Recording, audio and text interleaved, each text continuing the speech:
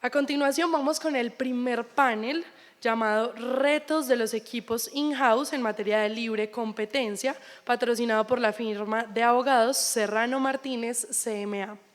Intervienen en este momento el doctor Juan Sebastián Barrientos, vicepresidente jurídico y de asuntos corporativos de Postobón, doctora Paola Carrillo, gerente legal de la región andina en Unilever, doctor Javier Parada, gerente legal de Downstream en Chevron, doctor Carlos Eduardo Fernández, director legal de Rappi Colombia, y doctor Jorge de los Ríos, socio en Pose Herrera Ruiz. Bueno, buenos días. Muchas gracias a la Asociación Colombiana de Derecho a la Competencia por la invitación. Hoy tenemos un panel heterogéneo, a pesar de que todos, salvo yo, son abogados de empresa, pero son empresas con diversas realidades desde el punto de vista de cómo abordar los desafíos de la competencia en cada uno de sus mercados, así como los desafíos en materia de el relacionamiento que se pueda tener con el regulador. Entonces tenemos, antes que nada, Paola Carrillo, gerente legal de Unilever, una empresa de consumo masivo que es presente y en muchos casos líder en distintas categorías. Al doctor Sebastián Barrientos, vicepresidente legal de Postobón, una de las empresas más relevantes en el país, líder en varios de sus sectores y en constante transformación. Doctor Carlos Fernández, director legal de Rappi. Rappi pues tampoco tiene mucha presentación, todos la conocemos y tiene unas realidades muy diferentes a las que uno se podría imaginar. Y el doctor Javier Parada, director legal de Chevron, que es también una empresa, digamos, que está en un ambiente de alta regulación y que quizás plantea temas distintos. Y yo, pues Jorge de los Ríos, socio de Pose Herrera Ruiz, y que quiero tener aquí la posibilidad, digamos, de ver las experiencias de cada uno de estos. Al doctor Serrano, pues muchas gracias por la invitación y por pensar en este panel. Entonces, Paola, quisiera comenzar contigo. Tú trabajaste en la Superintendencia de Industria y Comercio y hoy en día estás en una multinacional. Ahorita el doctor Melo decía algo que se quedó sonando en mi cabeza y es: el funcionario, su función es ver que se observe lo que dice la ley. Y eso genera una gran distancia cuando uno es abogado de empresa sobre las dinámicas del negocio, los desafíos del negocio, las metas del negocio, pero también cómo funciona la empresa y cómo funciona un mercado determinado. Y eso puede haber una gran distancia en la percepción de un funcionario. ¿Cómo fue ese proceso de adaptación tuyo después de haber participado en 3 administraciones en la superintendencia con visiones distintas y entrar a una empresa donde por un lado existe presión para la obtención de resultados, pero por el otro lado también hay una cultura alta de cumplimiento? Bueno, quiero empezar agradeciendo a la asociación, a Felipe, muchas gracias por la invitación, y a mis copanelistas, muchas gracias por el intercambio de ideas tan interesante que hemos tenido durante los últimos días. Jorge, para responderte a la pregunta, la transformación pues fue total, o sea, el cambio es diametral y la labor de identificar riesgos cambia. ¿Por qué? Porque cambia la perspectiva, la mirada, el ángulo de observación. Y aquí me explico. El investigador, por naturaleza de su rol, tiene su mirada anclada en el pasado. ¿Por qué? Porque es que la labor del investigador inicia cuando ya los hechos están consumados. Luego, la labor del investigador es estar viendo todo el tiempo un incendio que ya pasó, ¿no? ¿Y cómo lo analiza? A partir de lo que ya quedó, que son unas cenizas. Y cenizas que además pueden estar ya muy frías, ¿no? Pueden tener 1 año, 2, 3, hasta 5 años. Y a partir de eso tiene que ser toda una labor interpretativa, ¿no? Tiene que reconstruir, tiene que reevaluar, tiene que reinterpretar. Y a eso es lo que yo me dedicaba cuando era investigadora. Cuando llego a la empresa, ¡pum!, el cambio es total, porque aquí yo ya no puedo mirar al pasado. En la empresa todo el tiempo tengo que mirar hacia adelante. Mi labor ya se vuelve de anticipación, ¿no? Y no más eso te cambia por completo la mirada del derecho, de la competencia y del manejo de los riesgos. Yo aquí ya no estoy mirando un incendio, yo aquí tengo que evitar que el incendio se dé. El incendio no puede suceder en la empresa. Y la única forma en la que yo puedo garantizar eso es leyendo señales tempranas. Es decir, yo tengo que estar en capacidad de identificar el humo. Y no solamente yo, tengo que generar una cultura que le permita a todos los que trabajen conmigo identificar ese humo también para entre todos apagarlo cuanto antes. ¿Y eso cómo se logra? Cambiando el lenguaje. Segundo cambio significativo.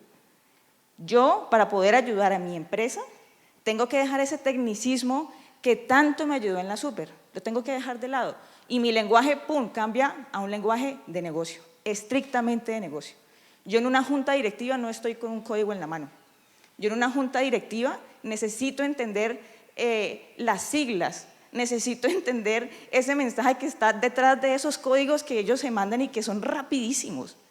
Solamente si yo logro eso, ellos me pueden ver a mí como una facilitadora. Soy una facilitadora de procesos. Entonces, fíjate que el rol pasa de ser más jurídico a ser un poco más estratégico, más pragmático. Entonces, yo creo que ahí radica el principal cambio. Tengo que ganarme la confianza del equipo para estar en las iniciativas desde que nacen, porque pues me ven como una facilitadora. Y ¿sabes por qué también es importante? Porque muchas veces los riesgos no nacen o no salen por falta de controles. Muchas veces también es por falta de confianza, por silencios.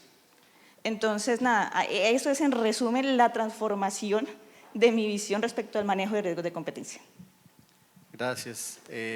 Sí, la verdad es que cuando se pasa de funcionario a la calle hay una transformación absoluta. Suele suceder. Veo aquí algunos. Carlos, en una empresa como Rappi, donde la marca es la innovación, donde la rapidez, valga la redundancia, la rapidez no solo en la toma de decisiones, sino en sacar iniciativas al mercado, es un tema prioritario para el negocio. ¿Cómo hace un abogado ante todo ese torrente de iniciativas y que salgan, digamos, de una manera que se exponga lo menos a la empresa? ¿O se empieza a desarrollar más bien una cultura de decir, bueno, después, si algo pasa, después resolveremos? ¿Cómo es la cosa? Yo creo que ahí primero un poco lo que hablaba Paola, y creo que es muy importante, y bueno, gracias a la sesión a todos por la invitación y su participación. Creo que un poco lo que me pasó fue cuando entré a Rappi, pues yo entré post pandemia, como muchas personas creo, y lo primero fue chocarme con la cultura, o sea, empezar a vivir la cultura. Básicamente yo, no sé, los primeros meses, las personas que me conocían, mis amigos y todo, me decían que si me habían evangelizado en Rappi. Yo empecé a defender el modelo a capa y espada. Rappi tenía un impacto, no me podían decir absolutamente nada en contra de Rappi. Y creo que sí, gran parte de lo que genera Rappi es ese valor agregado. Creo que hay muchas anécdotas, muchos espacios en los que han podido ver videos y creo que se sorprende el impacto de Rappi, pero primero es vivir esa cultura, vivir esa magia que dan las empresas en diferentes sectores. Entonces primero es eso y empezar a hablar el mismo lenguaje que decía Paola, que es la cultura. Entonces yo, por ejemplo, llegué, pues antes trabajaba en firma y estaba en traje, llegué a volver a la universidad en hoodie, camiseta y pues así va desde el fundador hasta el gerente, o sea, yo era, pues básicamente volví a la universidad y a partir de eso se genera un poco esa cultura que hay que romper mucho del gatekeeper, de estar parando las cosas diciendo no, hasta que legal no revise, sino mucho atado a la confianza, es sentarse con ellos y entender la concepción misma del negocio es muy importante. Usualmente el negocio está muy abierto a entender soluciones, pero si uno siempre es la traba o la talanquera por la que no puede pasar, empieza la frustración. Y ahí en la frustración empiezan a decir, ¿por qué voy a hablar con legal si no me escucha, no habla mi lenguaje, me va a decir que no o me cita un código de un artículo que en mi vida he escuchado? Entonces creo que ahí es un poco donde uno se empieza a transformar en ese rol estratégico y también ahí gran parte los asesores externos son muy importantes. Creo que hay parte de la humildad que uno tiene como abogado in-house es partir uno que el asesor externo más allá de su conocimiento técnico y especializado es un agente neutral, es un agente que no vive y que no está con la camiseta puesta ni evangelizado y usualmente le dicen a uno, venga, piense esto de esta manera, plantéelo de la siguiente forma, me ha pasado en otras ocasiones algo similar. Y creo que ahí, como en ese mundo de soluciones que uno puede dar, es donde está la magia en la que ven al abogado in-house como esa persona que tiene que estar en las decisiones y que lo quieren sumar más allá de cualquier cosa. Y pues uno a medida que genera esa confianza, pues está en el negocio y va a la misma velocidad que una startup a 100 kilómetros y pues toma decisiones mucho más rápido. Solo para profundizar un poco en esa pregunta, pero en su rol es más salir a enmendar riesgos que se materializan o los evita. Usualmente en Rappi los evitamos, o sea, por eso es desde el inicio mismo es vamos a tener esta iniciativa que va a salir en un mes, 2 meses o la próxima semana, me ha pasado. Entonces llevamos meses hablando, la próxima semana salimos y es no, arreglemos esto, busquemos esta manera y siempre es buscar el cómo sí, que creo que es lo que cambia y usualmente lo que mi rol es más siempre es de la prevención, no ya cuando se materializó todo porque usualmente es muy difícil deshacer las cosas ya materializadas. Y aquí de pronto nos vamos al otro extremo del péndulo, que es un sector altamente regulado, donde me imagino Javier tiene en su cabeza todas las regulaciones que aplican al negocio. Y en ese orden de ideas, en su rol, uno cómo fomenta un poco la creatividad, la innovación, la posibilidad de hacer las cosas un poco por fuera de la caja, ser competitivo y transmitir un poco eso al negocio. Sí, gracias Jorge y gracias al doctor Felipe por la invitación. Pues yo creo que uno como abogado in-house debe siempre acudir a ser como socio estratégico de las unidades de negocio y tratar de evitar los incendios. Los incendios realmente son circunstancias accidentales que hay que aprender a manejarlos. De todas maneras, a mí me gusta algo que mencionaba Carlos y Pablo también ahorita y es cuando uno está empoderado, cuando uno se pone la 10, como decía el doctor Francisco Melo ahorita, uno al meterle pasión y ganas al tema, en el rol de abogado va a lograr evitar muchos de los incendios. Se puede innovar. Nuestra industria es hiperregulada, como tú bien lo decías. Nosotros tenemos control de absolutamente todas las CIAs y tenemos que ver con todas las superintendencias, con absolutamente todas. Con la superintendencia de transporte, la financiera, absolutamente todas. El rol de uno como abogado es como tratar de armonizar con la autoridad. A mí me parece importantísimo un canal de comunicación directo con la autoridad, respetuoso. La autoridad es como un juez y uno tiene que buscar ese espacio de diálogo con el juez para decirle, mira, el tema que usted va a conocer, permítamelo, yo con respeto lo quiero ilustrar y contarle un poco cómo es el negocio de los combustibles, cómo es el negocio de los lubricantes, para que usted pueda tener una visión clara y completa de lo que va a fallar. Y cuando uno busca ese canal de comunicación y apelando a la innovación, como dices tú, buscando ese canal de comunicación, si uno ilustra con respeto a la autoridad, yo creo que la misma autoridad se lo va a agradecer. Y uno no busca un camino de que falla a mi favor, de que entienda el empoderamiento que yo vivo, sino simplemente que visualice la manera en que va a mirar el caso. La comunicación realmente es el mejor método de innovación y como abogado in-house me gusta mucho buscar un asesor externo que trabaje hombro a hombro con uno, que entienda obviamente el procedimiento que va a enfrentar y que si comprende cómo hacemos el negocio, seguramente vamos a poder llevar un caso de manera adecuada independientemente del resultado. Pero la corporación le va a agradecer a uno que uno como abogado se vuelva un socio estratégico. Eso yo creo que es lo más importante, ser un socio estratégico y coordinar armoniosamente con las unidades de negocio. Eso es lo más importante. Hay ahí unos puntos que tocas importantes que quiero destacar más adelante, no para ahorita, pero más adelante en este panel, que es la interacción con la autoridad. Me parece que eso es muy importante. Si hay algo que quizás puedo destacar ahorita es que qué bueno que la autoridad ahorita es un poco de puertas abiertas para las empresas, que es muy necesario, que desafortunadamente pasamos unas épocas en donde era todo un desafío esa interacción. Sebastián, Postobón, pues es una gran empresa, una empresa líder en materia de bebidas, con muchos desafíos, con unos competidores también enormes, con nuevos competidores todos los días, con un sistema de distribución cambiante, multimodal, con muchas realidades. Son muchos frentes.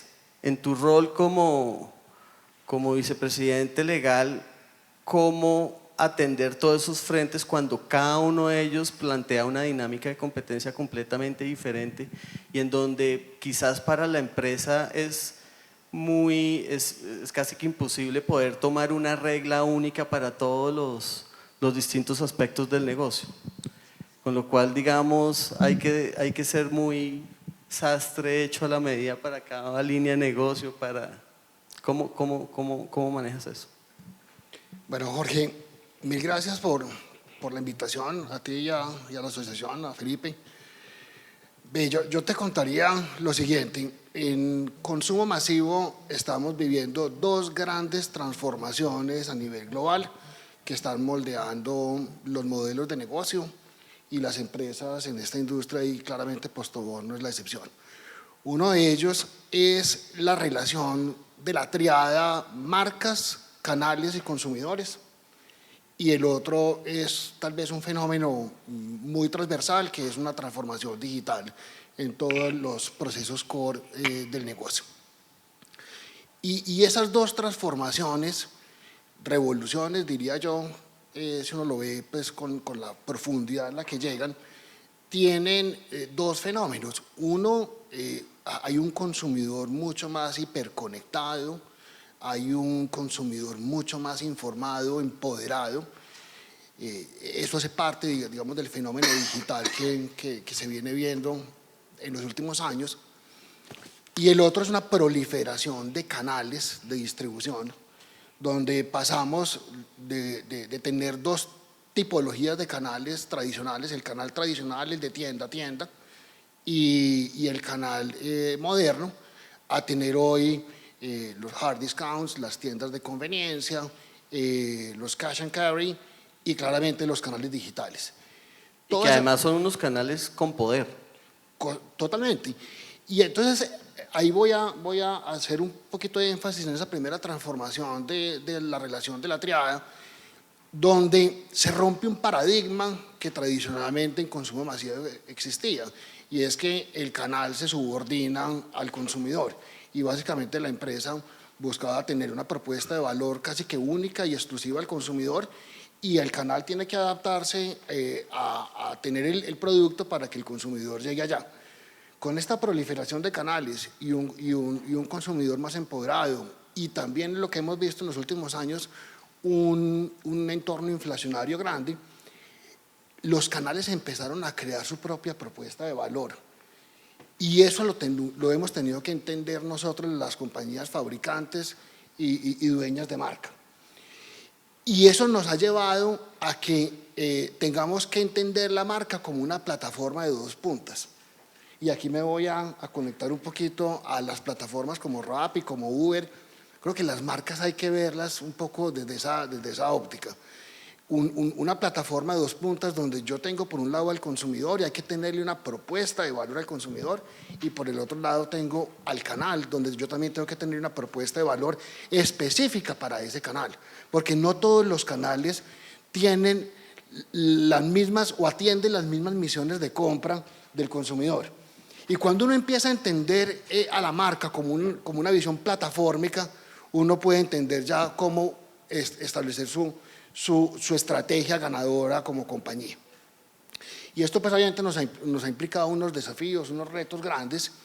En lo digital claramente hemos tenido que pasar de procesos muy análogos a digitalizar y a trabajar con análisis profundo y avanzado de data en procesos críticos, revenue management, ruta al mercado, logística, manufactura, etcétera, y poder adecuar todo esto a lo digital.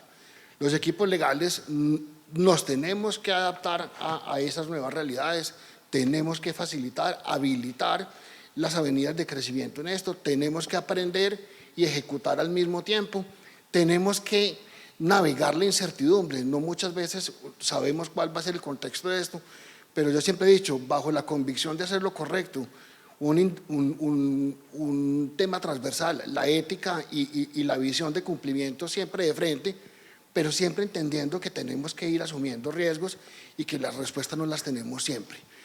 Y lo segundo, esa relación con los canales también ha hecho que ya las marcas comerciales se estén enfrentando no solamente al competidor directo horizontal, en la relación horizontal típica, sino que el propio canal ha proliferado sus marcas privadas, sus marcas propias, y estamos empezando a tener unas relaciones de competition, de cooperación vertical, cliente-canal, pero también de competencia de nuestras marcas con la marca propia. Y eso nos está empezando a enseñar una cantidad de cosas y estamos empezando a encontrar una serie de desafíos legales alrededor de eso. Porque los modelos de marca propia y marca comercial en el mismo canal pues tienen toda su fundamentación, su modelo de negocio, pero también empieza uno a sentir que, oiga, hasta qué punto esta marca se está pareciendo, se está confundiendo, está generando un aprovechamiento de reputación ajena frente a esto, y eso nos tiene en ciertos debates y conversaciones y entendiendo cómo manejar esto. Bueno, muchas gracias. Y ahí yo quiero hacer hincapié en un punto, y es que también tuve el rol de abogado de empresa. Yo creo que hay un primer objetivo para que esa posición resulte exitosa. Una es poder transmitir al negocio de manera efectiva un lenguaje de cumplimiento, pues sensibilizarlos sobre el tema del cumplimiento, no volverlos expertos pues en las normas de competencia, pero sí sensibilizarlos, saber que se les den las alarmas de lo que puede generar riesgo o no.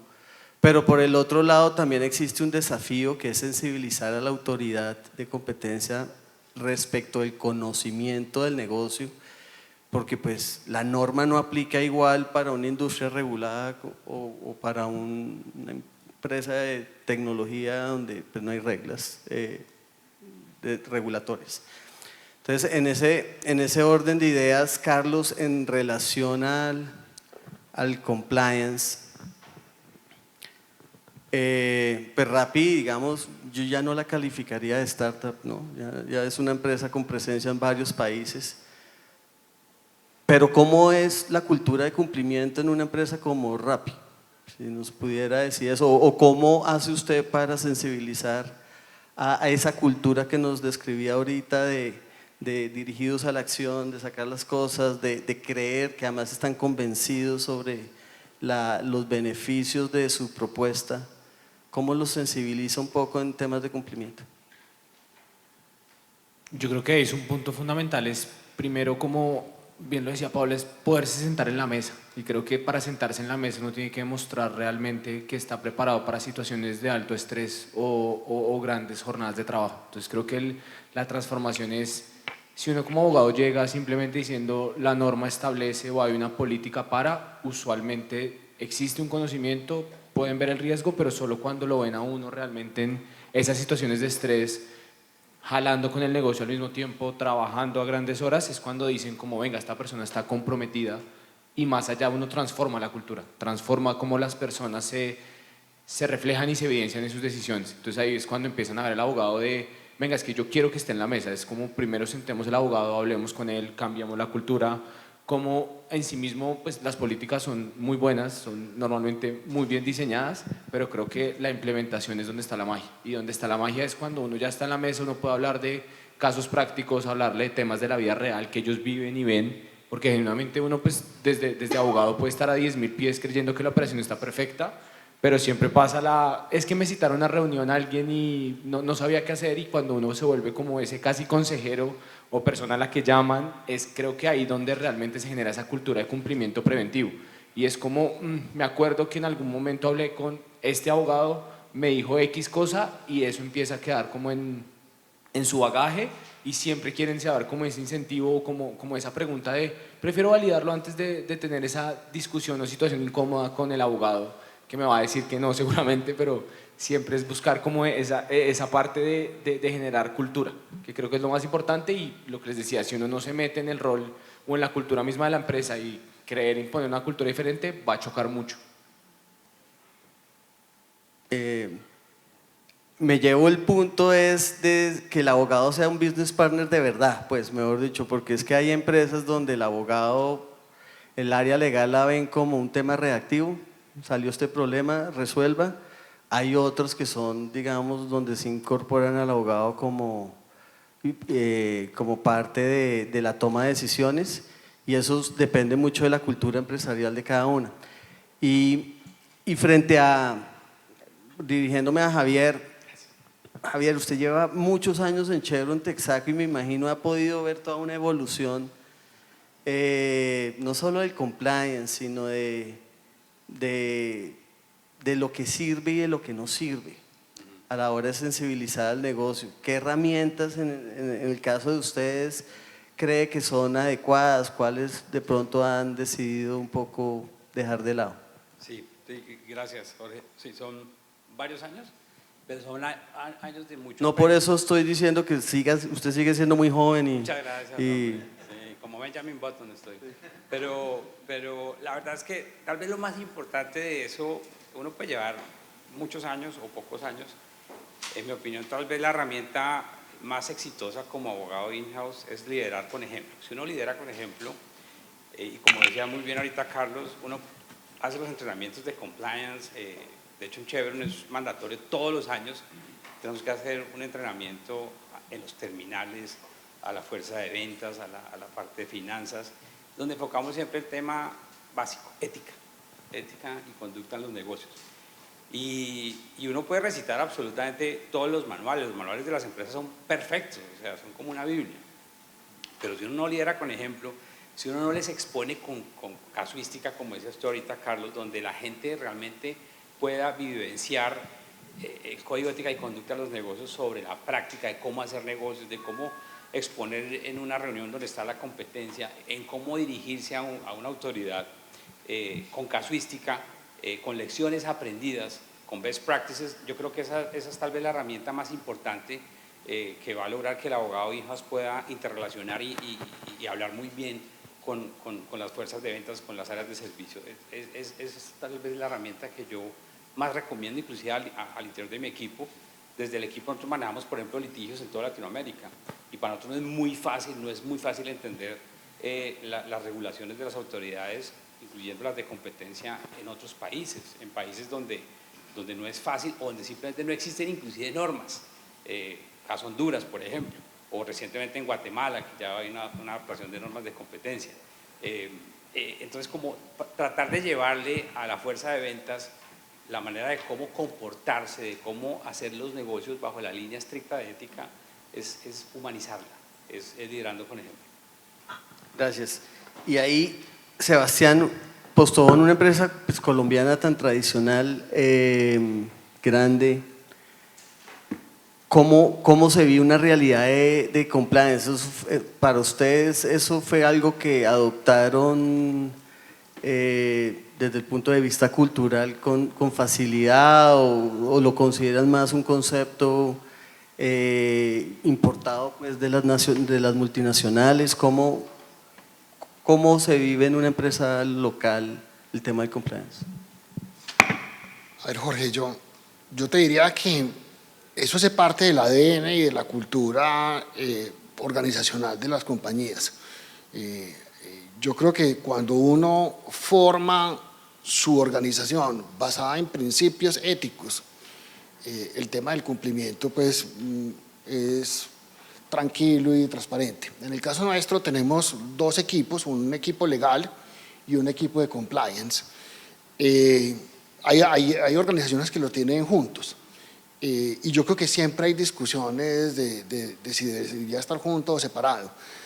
A mí me gusta el modelo separado porque le permite al equipo legal funcionar con 2 verbos rectores, que es el que a mí me gusta como imprimir en el equipo. El verbo habilitar, habilitar el crecimiento rentable y sostenible de la organización, y un verbo de prevención y mitigación del riesgo legal. Y el equipo de compliance, de alguna manera, está en una tercera línea de defensa, revisando, posiblemente ya post-mortem, cosas para ver si al final del día las políticas que se han dado, si se están cumpliendo o no. Pero hay una interrelación fluida entre las dos áreas, porque en ese primer verbo rector que yo digo de habilitar, tiene 2 adjetivos, y es rentable y sostenible, y para que esto sea sostenible, pues tiene que partir de que las cosas se hacen correctamente, cumpliendo y viendo ese largo plazo. Entonces, un poco esa es como la forma en la que nosotros interactuamos con el tema de compliance. Nos apoyamos mucho en el equipo legal, hay una habilidad técnica importante, y hago alusión a esa triada de la que hablábamos, el tema marcario, el tema de consumidor, el tema de derecho a la competencia, y ese conocimiento técnico se permea en los programas de cumplimiento de las normas de libre y leal competencia, y en las capacitaciones permanentes que hacemos, y en los simulacros que permanente también hacemos para poder atender una visita. La realidad, y todos lo vivimos, las normas de competencia no son intuitivas, muchas de ellas para las personas, incluso para nosotros los abogados. Máxime cuando estamos hoy en un mundo cada vez más digital y con transformación de modelos de negocio. Entonces, la capacitación es permanente, y ahí nos complementamos mucho los equipos legales y el equipo de cumplimiento. Gracias. Y solo para saber, ¿esto a nivel de la dirección son activos en las iniciativas de compliance? En la dirección jurídica somos activos. No, en la dirección de la compañía, el negocio, pues. Sí, hay total alineación desde el liderazgo, desde la junta directiva, presidencia, comité de ejecutivo, hacia abajo. Hay una verticalidad alrededor de esto, porque son principios con los que no se negocian. La reputación es tan relevante, cuesta tantos años construirla y tan poquitas fracciones de segundo para perderla, que estos temas no se negocian. Bien. Paola, al ser parte de una multinacional, una experiencia que pues tuve también la oportunidad de vivir, muchas veces se desarrollan herramientas de compliance desde arriba, la matriz, para implementar en todos los mercados, pero uno ve que muchas veces esas herramientas de compliance se desarrollan con base, digamos, en precedentes, cosas de autoridades con un alcance mayor que el que puede tener, por ejemplo, la Superintendencia de Industria y Comercio, no sé, la Unión Europea o las autoridades en Estados Unidos, etcétera. Y uno siente como abogado interno que a veces ciertas herramientas no aplican para el mercado, se vuelven un poco camisa de fuerza para la realidad de que uno está viviendo aquí. Uno cómo asegura en tu rol, digamos, que el compliance sea efectivo, adecuar de pronto las herramientas o asegurar una consistencia. ¿Cómo lo ves?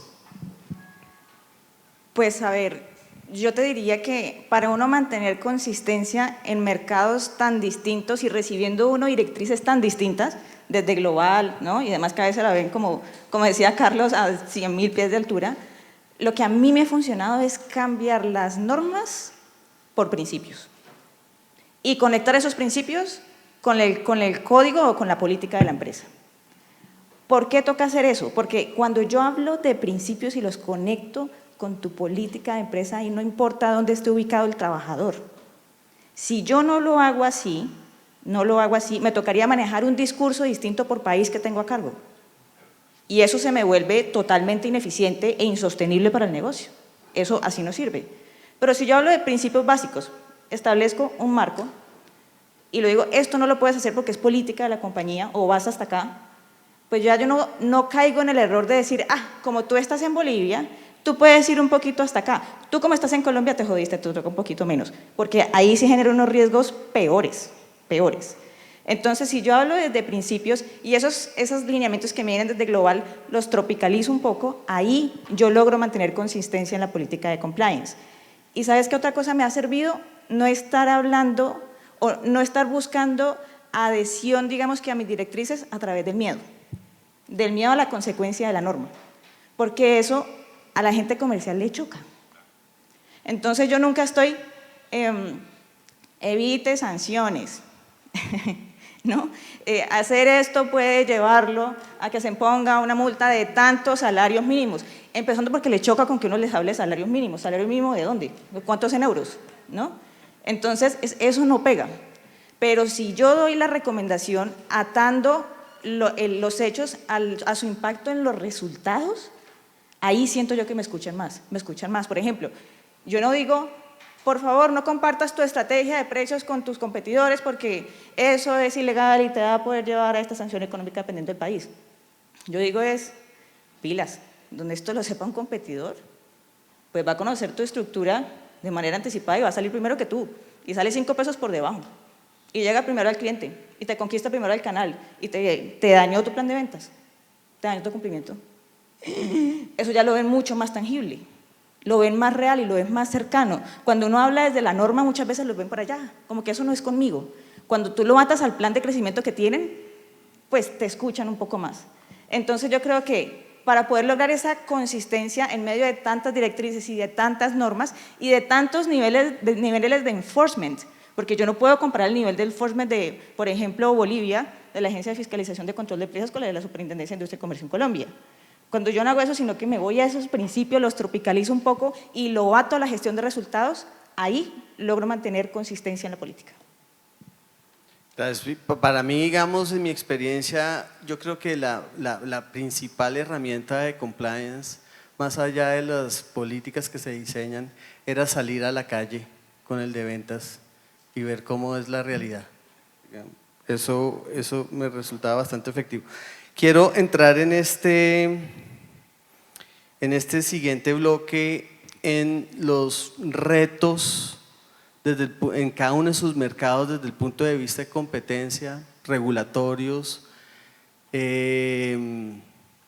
pero si se puede, quisiera que hicieran referencia a, yo siento que se está viviendo un gran vacío respecto a intercambios de información a veces, y tú ahorita mencionabas que están en una realidad también de colaboración con los canales y eso pues muchas veces supone intercambios de información. Las plataformas, ambos mencionaban pues uno de los activos más grandes que están desarrollando la compañía son data. Y adquirir información es una necesidad para saber cuál es la brújula y hacia dónde van, hacia qué es lo que el consumidor quiere y eso. Yo sigo creyendo, con todo el respeto aquí mirando al doctor Melo, sigue habiendo mucha prevención por parte del regulador respecto al tema de información, de cómo se adquiere la información, de posibles intercambios de información. Y mi experiencia a veces con algunas empresas es que las empresas a veces prefieren evitar ciertos comportamientos que, a mi modo de ver, pueden dar lugar a beneficios en un mercado en materia de intercambios de información, por miedo a esa incertidumbre en estos temas. Yo no sé si ese sea uno de los temas que puede plantear zonas grises en cada una de sus industrias, pero quisiera saber en materia de los retos, Carlos, que se viven en Rappi, ¿cuáles serían? Pues yo creo que, pues partamos de que Rappi, así Jorge lo diga que no, pero Rappi es una startup, vivimos como una startup, pero creo que un poco las fases que uno va viviendo en una startup son muy diferentes. Es primero demostrar que el modelo de negocio o esa idea que existe se puede materializar. después tienes que demostrar que se puede escalar, porque una muy buena idea no escalable pues queda en un negocio pequeño que pues no es lo que busca una startup. Y el tercer reto, que es el que está rápido, es demostrar que es financieramente estable, que puede generar utilidades y que puede generar ganancia. O sea, hay un poco atado a la parte de retos y de zonas grises. Usualmente, digamos, nosotros no es que operemos en una zona gris, sino es entendiendo una idea, cómo la acoplas en el ordenamiento jurídico partiendo de diferentes interpretaciones. Y creo que hay un rol que, por ejemplo, tiene los funcionarios administrativos o los judiciales es quizás también tener esa discrecionalidad de sentarse, y creo que la superintendencia lo hace muy bien cuando hace visitas, es quiero primero entender qué es esto, o sea, explíqueme sin ningún tipo de vicio con una película corrida, sino explíqueme qué pasa, explíqueme esto, cómo funciona, cómo pasa. Creo que ahí es donde quizás esa zona gris no es tan gris como muchas veces lo ven, o quizás entender que la data pues es algo, un activo que pues digamos para Rappi es muy valioso, pero usualmente la forma en la que se comparte es un escenario muy estable y que tiene seguridad para todos. Yo le muestro realmente en tiempo real a un restaurante cómo son sus ventas, cómo se comportó el día de ayer, cómo funcionó, cómo crece, cómo baja, cómo sube, subió una promoción. El simple hecho de que vea que la promoción es o no palpable cambia mucho las decisiones, digamos, respecto a un tendero que no esté conectado digital. Un tendero que no esté conectado digital puede decir hoy quiero vender más gaseosas, voy a bajarle un poco el precio, y no entiende el impacto sino hasta el mes siguiente que coge el librito y entiende si subió, si bajó. En Rappi usualmente yo le muestro, digamos, un impacto de subir esta promoción dentro de mi propio negocio y es, oiga, hice 2 veces más, 3 veces más, y uno lo puede mostrar fácilmente en algo que pues se disponibiliza para todos de forma transparente y ecuánime, y creo que eso es gran parte, digamos, de la magia que uno puede dar, bien sea teniendo que es una zona gris o no. Creo que es más ese entendimiento que usualmente uno puede dar cuando se sienta y entiende, yendo con la persona de data, yendo con el comercial a salir a vender, a salir a cerrar. Creo que eso es parte, digamos, de lo que uno va generando poco a poco con el tiempo en las compañías. En tu caso, Javier. Yo creo que la data, como ya todos lo han dicho, es supremamente importante y es un activo. Nosotros lo que desde el área legal le decimos, por ejemplo, a la fuerza de ventas… Pueden haber otros retos, qué pena te interrumpo. No, está perfecto, sí, pero digamos el tema de la data, el benchmarking es supremamente importante, porque yo necesito ver cómo se comportan mis competidores, yo necesito ser más eficiente en los canales de distribución. Lo que nosotros desde el área legal le decimos a la fuerza de ventas es, mire, tiene que hacer un análisis preliminar cómo va a obtener la data, y piense que la manera en que usted lo va a obtener y cómo lo va a utilizar, si eso luego lo publican en un diario de amplia circulación al otro día, como que usted lo hizo, ¿usted cómo se sentiría? ¿Como lo hizo bien, lo hizo mal, lo hizo como por picardía, lo hizo buscando anular al otro? Yo creo que si uno trata de aplicar como esos silogismos y como tratar de ejemplarizar a la fuerza de ventas sobre una realidad de que no tenga miedo, porque es que la verdad es que los abogados siempre generan como jartera o temor o miedo, y como todos acá han dicho, el departamento legal siempre me va a decir que no. Nosotros la verdad es que nos hemos vuelto casi que el doctor sí en el departamento legal, y sí puede acceder a la data, sí puede competir, sí puede presentar una oferta. El hecho de usted visitar una estación de servicio de otra marca y por la data que recibió, hágalo. Usted no está infringiendo las normas de la libre competencia, ni más faltaba. Usted simplemente está diciéndole, oiga, al dealer que opera una estación de servicio, cuando usted termine su vínculo contractual con su competidor, tenga en cuenta Texaco, téngalo en cuenta, ténganos cuenta simplemente.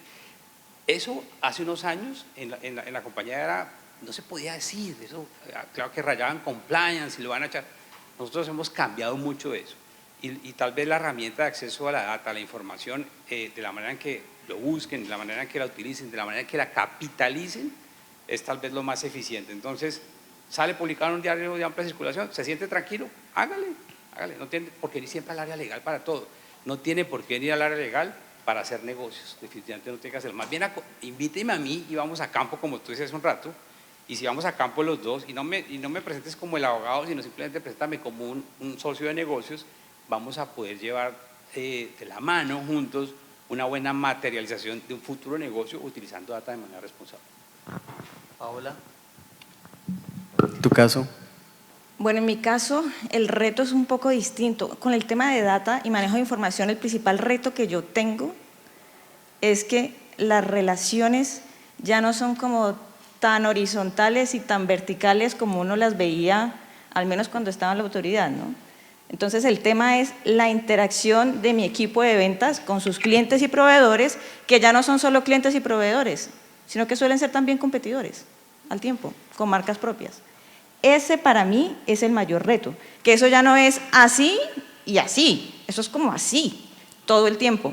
Y te salen con innovaciones todo el tiempo, entonces el tema o el cuidado que debo tener yo, más bien con manejo de la información, lo enfoco más como hacia esa perspectiva, es que ya el speech o digamos que los entrenamientos o cuando hablamos sobre interacción con los terceros no se circunscribe a esas líneas rectas y toca ser un poco más suspicaz al momento de hablar con ellos, porque si yo voy a hacer el plan de innovación de 2026 con mi principal cliente que acaba de sacar marca propia, que me está quitando share, pues ¿cómo le voy a presentar ese plan de negocios? ¿Cómo le voy a presentar ese plan de innovación?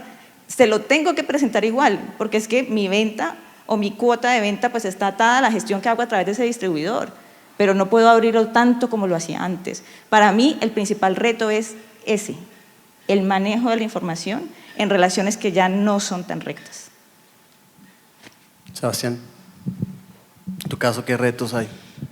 Pues mira, como bien lo decía, este es un fenómeno transformacional de la industria nuestra. Llevamos pues ya muchos años hablando de tener un negocio basado en datos y esto representa desafíos enormes para toda la organización, empezando por la gestión del cambio, de mindset, digamos del liderazgo, del equipo de liderazgo hacia abajo y transformar cada proceso alrededor de esto. Y eso implica tener como unas competencias ambidiestras. Por un lado, ir aprendiendo, entendiendo y también ejecutando en la incertidumbre y en la ambigüedad. Entonces, eso ya de por sí es un desafío y un reto. Procesos muy core del negocio ya hoy están muy basados en data. El proceso, yo lo mencionaba ahorita muy rápido, proceso de revenue management para consumo masivo, como la industria de bebidas y alimentos en la que estamos, es crítico para poder definir el portafolio óptimo para un canal, para poder segmentar adecuadamente los 450.000 clientes que tenemos nosotros en Colombia, para poder definir rutas dinámicas y poder gestionar el costo por servir de la organización, para poder tener un mejor ahorro de combustibles y de materias primas en la operación manufacturera. Todo eso requiere una captura de datos y una analítica supremamente avanzada de datos. En la parte comercial, tal vez ahí es donde se dan un poquito más los retos y la interacción con el derecho a la competencia. Hace muchos años existe un proceso a nivel global que es el de Category Management, pero en Colombia posiblemente adoptado hace Ese es un muy buen ejemplo. muy poquito tiempo. La verdad, nosotros en Postobón lo adoptamos relativamente hace poco, pero eso lleva desde los 70 en Estados Unidos y sobre eso se han dado lineamientos de cómo manejar la información cuando hay un capitán de categoría en un canal moderno que está entendiendo toda la data de toda la categoría específica y está ayudándole al canal a crecer y no necesariamente pues tiene que ser… El punto de venta ser más eficiente. Correcto, crece el canal y obviamente se busca desarrollar la categoría como un todo. Pero entonces, ¿qué hacer con toda esa información que está cogiendo el capitán de categoría?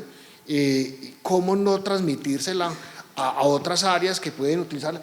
Ahí hay unos Chinese wall que hay que ponerlos, hay que estructurarlos. Entonces, ese tipo de cosas, yo diría que eso hace parte del mundo, yo diría que del pasado. Pero es el ejemplo que puedo traer porque estamos en esa transición. Pero yo me hago preguntas que sinceramente yo no tengo respuesta. ¿Qué va a pasar con todos estos algoritmos? ¿Y será que es que vamos a llegar a colusión algorítmica? Yo no sé, pero nos tenemos que restringir a no avanzar por no caer en eso. Y yo creo que aquí el tema es de principios, como bien lo decía Paola. Tratemos de hacer lo correcto, hagamos lo que más podamos en el entendimiento y y ahí vamos viendo cómo se va dando este fenómeno en una información tan grande que se termina procesando, y yo no sé eso finalmente cómo termine después dándose.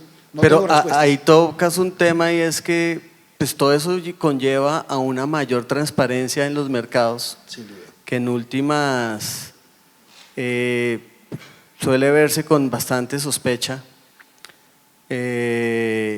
Y aquí entro ya digamos en el último bloque, y 2 minutos para cada uno para tocar un punto que me parece relevante desde el rol de ustedes, que yo mencionaba. Por un lado está en una punta la necesidad de sensibilizar al negocio, ser un business partner con el negocio, darle sensibilidad sobre todos estos temas, pero por el otro lado también está llevar el mensaje a un regulador como a la Superintendencia de Industria y Comercio, para que entiendan el negocio, para que el análisis que se haga no se haga a 10.000 metros de altura, sino que entiendan las particularidades de cada mercado. Mejor dicho, todo esto que tú mencionabas ahorita de la información, eso es puede ser un buen ejemplo también para generar esa interlocución y poder cerrar brechas de incertidumbre para las empresas. Brevemente, cada uno en esa interlocución con la autoridad para trabajar zonas que son limitantes para el crecimiento de los negocios, ¿qué reacciones tienen?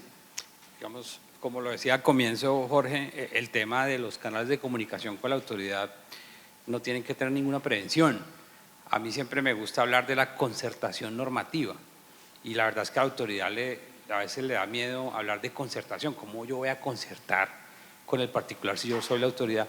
Claro que se logra, claro que se logra. Nosotros tenemos un decreto que regula todo el canal de distribución y comercialización de combustibles en el país, y lo concertamos en el 2005 con el Ministerio de Minas, donde todos los agentes de la cadena propusimos, digamos, necesidades, retos, objetivos, y el Ministerio simplemente capturó de cada uno de los agentes necesidades y estos retos y estos objetivos, y sacó un marco regulatorio que hoy está vigente.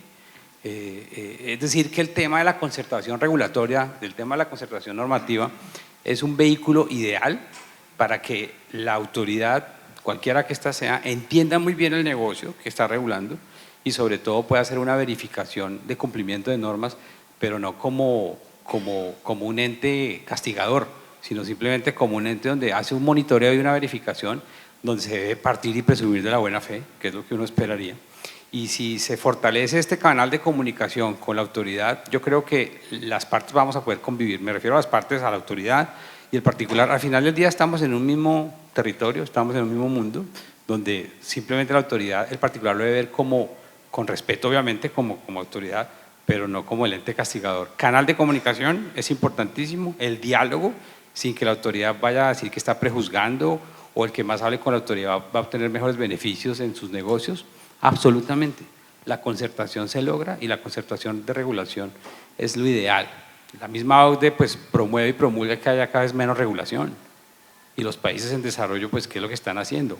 Desregularizando los mercados. Es lo que nosotros hemos venido luchando desde años, y gracias a Dios en este gobierno hemos logrado que el mismo gobierno entienda que la desregulación gradual, muy gradual de la industria es el mundo ideal para el consumidor de combustibles y de lubricantes. Yo creo que ahí me parece muy importante el punto de Javier de tener esos canales de diálogo, son fundamentales, y también rescato mucho, digamos, lo que hablaba Paola de los principios. Creo que usualmente cuando hablamos de principios, bien sea en diferentes regulaciones o con la autoridad misma, creo que es mucho más sencillo tener una conversación, y es acordemos principios, revisemos, no vamos a modificar una interpretación, no vamos a cambiar, sino pues hablemos de principios, hablemos de entendimientos de negocio. Creo que eso es clave y fundamental, digamos, de cara a cualquier discusión o reunión, pero sí, pues, digamos, reconocer que esa concertación es muy relevante, y que pues es algo que se debería dar un poco el espacio, y pues seguir explorando ese tipo de canales para poder hablar de principios y de acuerdos comunes que aplica para cualquier industria y que pueda aplicar de forma transversal, porque usualmente pues, hablar de casos puntuales, hablar de problemáticas es muy complicado, pero sí si hablamos de principios y de que al final entre todos podemos acordar qué es lo mejor para la innovación o para el desarrollo del país, creo que es gran parte de lo que podamos hacer nosotros. Acá yo quiero hacer solo un hincapié. Veo aquí al doctor Robledo y me acordaba que una de las cosas que yo en cierta forma le aplaudía mucho es que iba a las empresas a hablarles. Y eso generaba un canal de interlocución, yo creo que era bastante bueno para las empresas. En tu caso, Sebastián, ¿qué propondrías? Mira, yo digo que los abogados que tenemos la gran ventaja de trabajar en una compañía, tenemos dos must. Uno, conocer muy bien su industria y conocer muy bien las zonas de ventaja de su compañía. Y por el otro lado, conocer muy bien el mapa de stakeholders de su compañía. Y dentro de ese mapa de stakeholders está claramente las autoridades. Entonces, muy alineado con mis copanelistas, aquí tenemos que tener una relación de confianza con todos nuestros públicos, con todos nuestros grupos de interés, las autoridades siendo uno de ellos, el diálogo, la conversación, el entendimiento por parte de ellos de qué es el negocio que uno gestiona, en qué industria está, cuál es el dinamismo en el que uno se está enfrentando, es vital para que ellos también puedan ejercer correctamente su función de supervisión en un contexto dinámico. Y por el lado de uno, poder también transmitir un poco en lo que está y poder tener un diálogo basado en la confianza, creo que es tal vez lo mejor que uno puede tener en esa relación como sociedad civil en la que estamos. Finalmente, Paola. Bueno, pues yo a la Super le diría lo que me hubiera gustado decirme a mí misma cuando trabajaba allá, y es: no te enfoques tanto en leer solo la norma, solo la jurisprudencia, lee sobre negocios, lee sobre finanzas, lee sobre economía. A mí eso fue lo que me ayudó a hacer esa transición, no lo que yo conocía del tecnicismo. Yo invitaría a los funcionarios a eso, porque no solamente ayuda a entender a las empresas, lo ayuda hasta uno con su propio presupuesto. Lo ayuda a uno a cambiar la gestión de uno, del manejo del hogar, de todo. Entonces el principal consejo sería ese. Y otra cosa es que a mí los eventos me encantan, los congresos, los espacios de diálogo. Y a mí me encantaría que se dieran más paneles, pero dirigidos a no abogados. Me parecería maravilloso un evento de competencia hablando solamente de temas de economía, ¿no? O hablando al menos con ese lenguaje. Y que toda la gente de mi empresa, mi gente de ventas diga: uff, me parece súper chévere ir. Eso me parecería algo súper innovador y que sin duda traería al menos a nuevos targets, digamos, en los eventos. Bueno, pues muchas gracias a todos. Yo también, digamos, celebro mucho estos eventos donde nos encontramos académicos, abogados, la autoridad, las empresas, porque este intercambio de ideas me parece que es muy útil para avanzar y para avanzar en una política efectiva de competencia. Muchas gracias a todos ustedes y muchas gracias por la atención.